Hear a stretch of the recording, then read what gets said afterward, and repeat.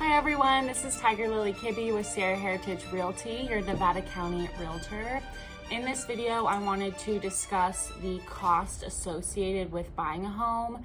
I know that's a lot of people's what they're wondering, can I afford to buy a home? How much do I need to save up in order to buy a home? Once I buy the home, how much should I be expecting to pay every month? Or these other expenses that I might not be thinking about.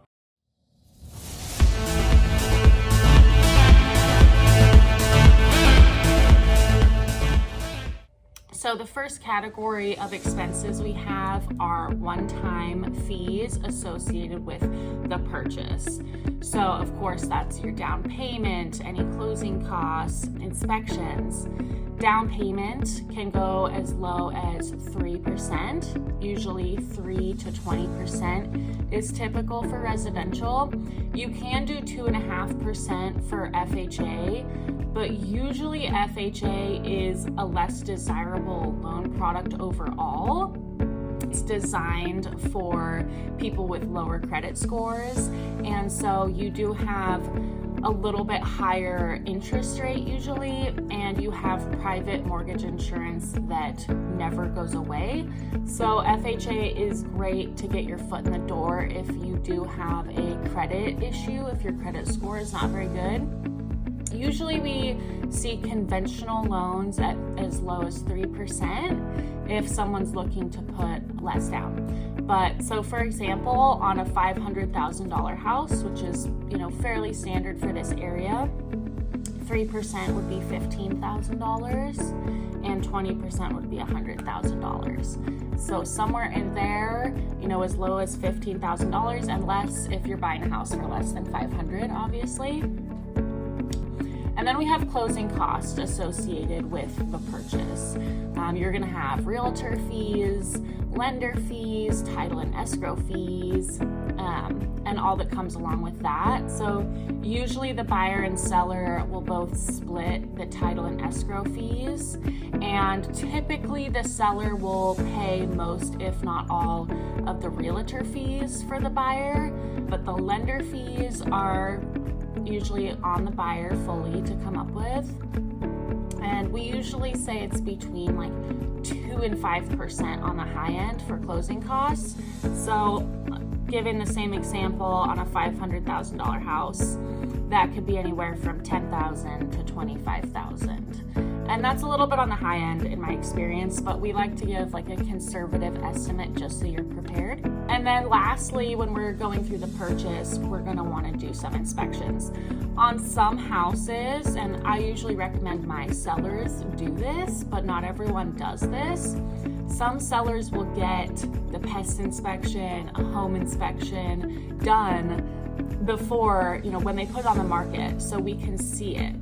And a lot of times they won't. They'll just say, here's the house, make us an offer, and then during your due diligence period, go ahead and do any inspections you want to do, right? So that would also be an expense out of your pocket during escrow. I always recommend a home and a pest.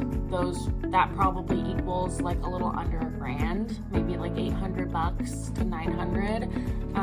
And then there's additional inspections we can do depending on what we find in those reports. That's usually how I like to do it. It's if the home inspector calls out maybe something on the roof or something else that's we need to get that checked out. Maybe it's an electrical thing that seems questionable.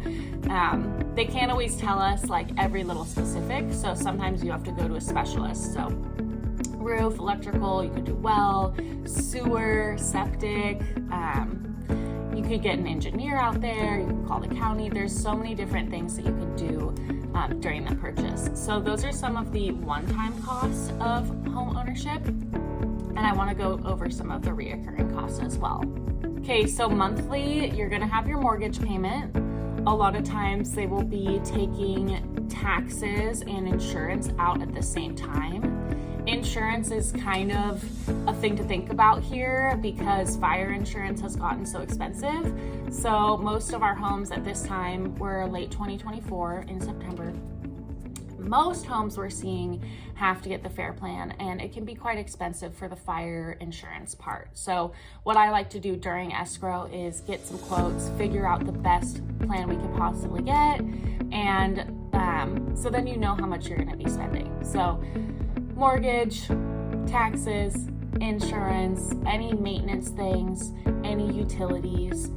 Sometimes the seller will give us an average of what they've been spending on their utilities, just so you have an idea, okay, with this mortgage payment and this utilities, this is how much I have, and you can kind of feel out if that seems doable for you or if we need to find a different property that's in a more comfortable price range. You're also going to have some occasional costs, and those are going to be like your big maintenance issues like HVAC, roof replacement or repair. If you want to do any upgrades like replacing the windows, if they're not fully efficient yet, it can be worth it to replace the windows to a dual paned high efficiency window. So any projects you foresee, you kind of want to start thinking about and planning for, maybe having a savings fund for these projects. Also, things like renovations, if you want to redo the kitchen or add a bedroom, whatever you want to do to your home, you have to think, because honestly, home improvement projects can get pretty expensive, even if you're doing it yourself. But I just do want to say that I feel like some of the people I speak to who are interested in home ownership, some of them are intimidated by the costs. And I totally understand that. I get it. It can be very expensive. But I just want you guys to be informed, because sometimes you might think, oh, you have to put 20% down. Like, some people don't know that you can put 3% down. And that's like, oh, wait, that makes it possible for me. I can save that much. That seems doable. That's a doable goal, right? Rather than this big, huge number where you're like, oh gosh, that seems really hard. So I just wanted to make this video pop on and explain some of those costs so you have a better understanding. And as always, if you have any other questions, leave them below.